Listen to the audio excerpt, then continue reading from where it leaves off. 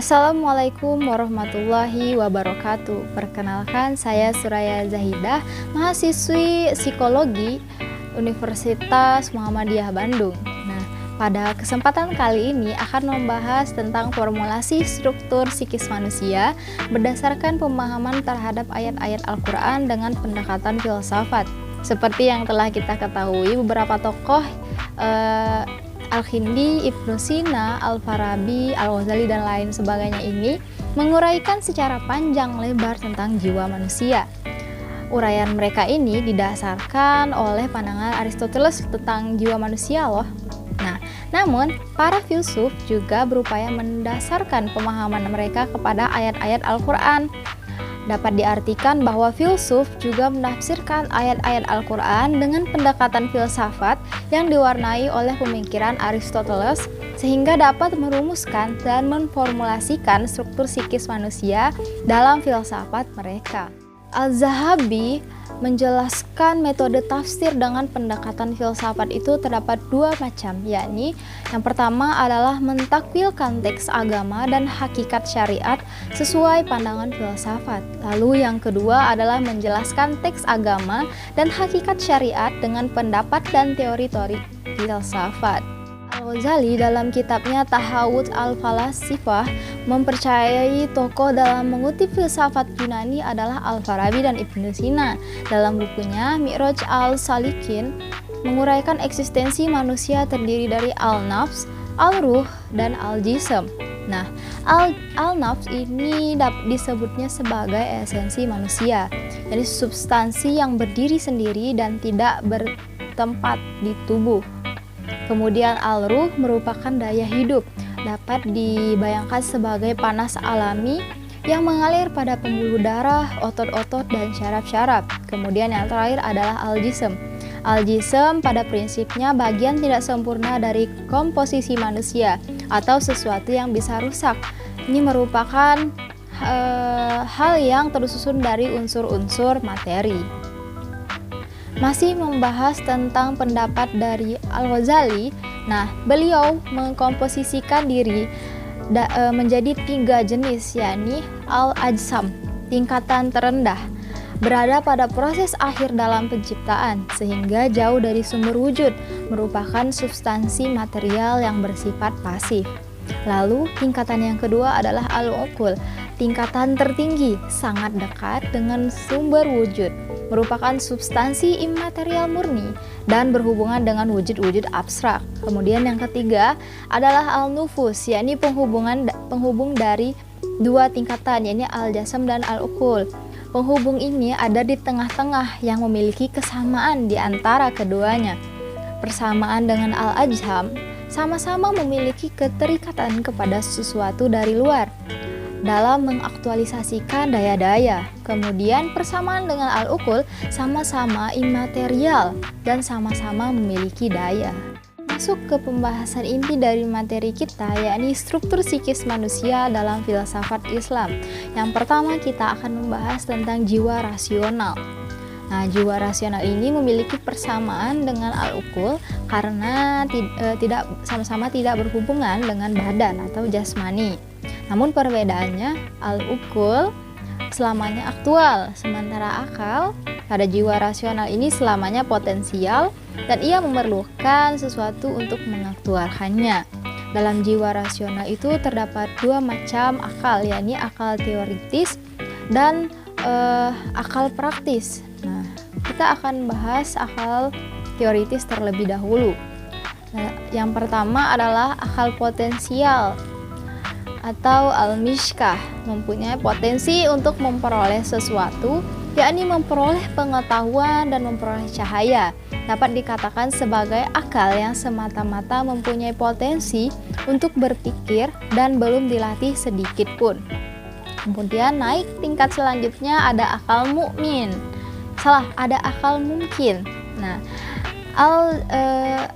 yakni tidak dijelaskan persamaannya dengan al-zujajah, namun potensi yang lebih tinggi untuk memperoleh cahaya daripada al-mishkah.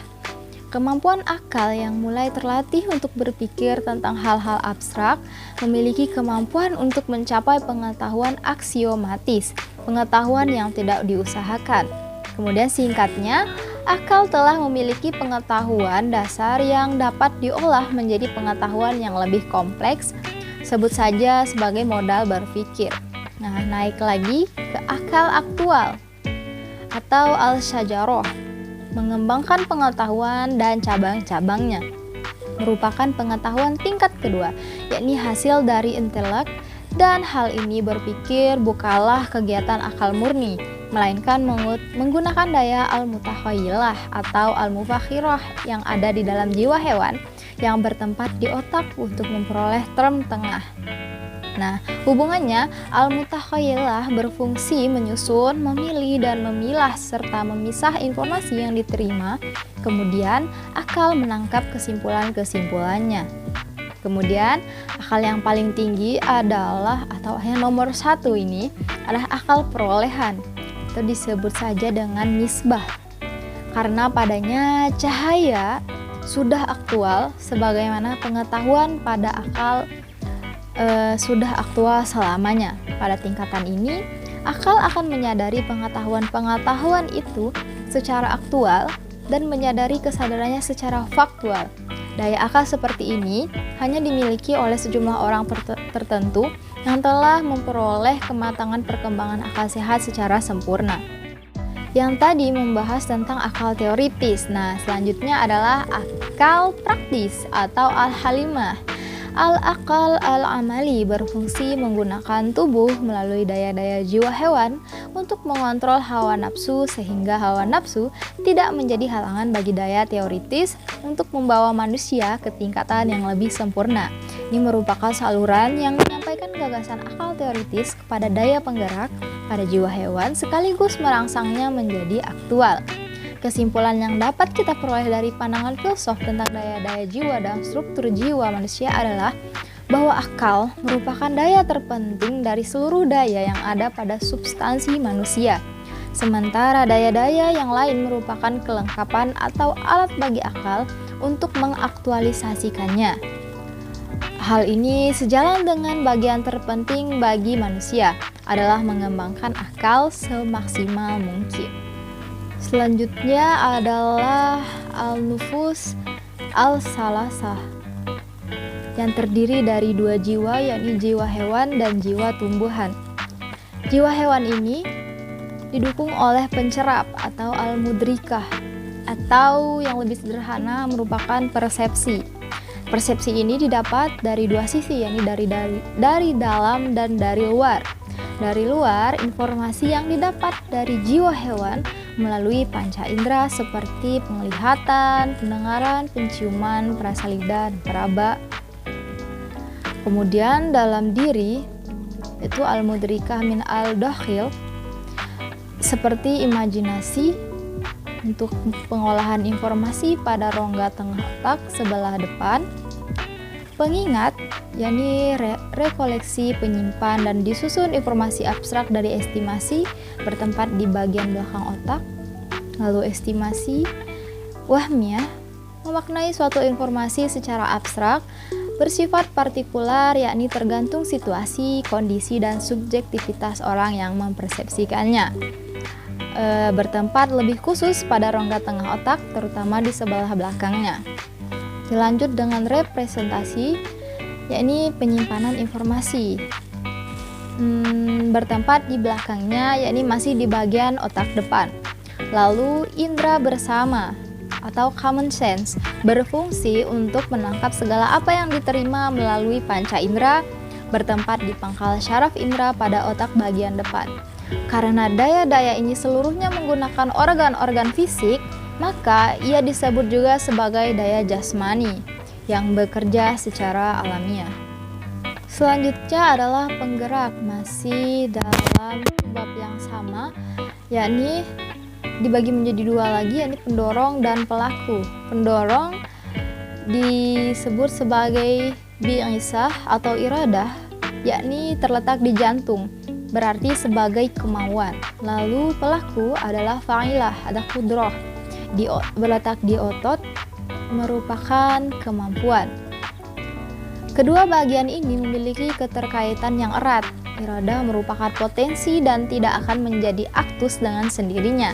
Iradah memerlukan rangsangan informasi dari mudrikah untuk menjadikannya sebagai aktus. Iradah dapat diaktualisasikan dalam bentuk positif dan negatif. Pada prinsipnya, iradah yaitu kecenderungan positif terhadap yang menguntungkan dan kecenderungan negatif terhadap yang merugikan. Kecenderungan pertama disebut syahwah dan kecenderungan kedua disebut al-ghadab. Dapat diartikan jika informasi dari mudrika mengisyaratkan akan muncul kerugian, maka iradah untuk menghindari menjadi aktus, dan selanjutnya mempengaruhi kudrah untuk melahirkan perbuatan menghindar. Nah, setelah kita membahas jiwa hewan, masuk pada poin selanjutnya, yakni jiwa tumbuh-tumbuhan. Jiwa tumbuh-tumbuhan dibagi menjadi 3 poin, yakni reproduksi, tumbuh, dan nutrisi. Reproduksi ini sebut saya sebagai daya berkembang. Lalu tumbuh adalah daya untuk tumbuh menjadi lebih tinggi, lebih besar, atau lebih baik dari sebelumnya. Nah, yang ketiga adalah nutrisi, yakni daya makan. Kita memerlukan nutrisi untuk menjadi baik, besar, tinggi, dan lain sebagainya.